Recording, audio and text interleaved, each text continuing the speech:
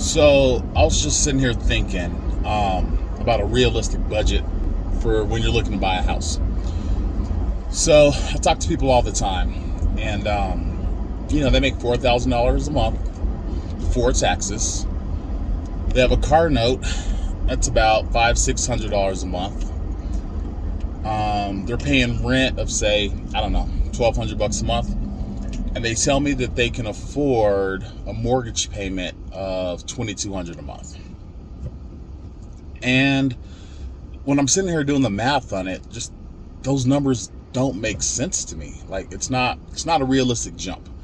So what I mean by that is if you're paying $1,200 a month in rent right now, and you're telling me that you want to go up to $2,200 a month, that's $1,000 increase.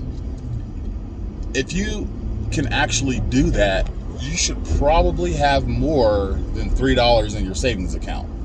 So this is what I challenge you to do. If you're renting right now, see how much your rent is. Call it $1,200, and you got that dream home you're looking at, and you want to, you want to buy it. So let's say the mortgage payment, you reach out to a loan officer or whatnot. Mortgage payment on that's going to be another $2,200 a month. So that's $1,000 increase. Over these next 3 months, that extra $1,000 that you would be paying, put that in a savings account. That's going to do a couple of different things for you. One, it's going to let you know how it feels to live off of paying $2,200 a month. And two, it's going to start a savings account for you for your earnest money, which we'll talk about later, and for your down payment for a house. So it's easy to come to me and say, hey, I can pay $2,200 a month. I make $4,000. Again, numbers don't really add up on that. But if you can really do that, do it. Don't just talk about how much you can afford a month. Put the actions in place to see what that actually feels like to live off of that much a month. And you may be surprised. You might be able to afford the $2,200. You might not.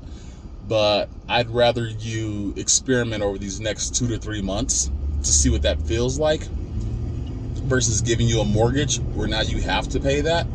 So now you're mad at me because you're working 3 different jobs to try to make the mortgage payment, because let's face it, being house poor sucks, and nobody wants to be house poor, even if you got a beautiful house. You want to enjoy it. So make that leap, make a decision, stop making these choices that you guys are doing, and put your money where your mouth is.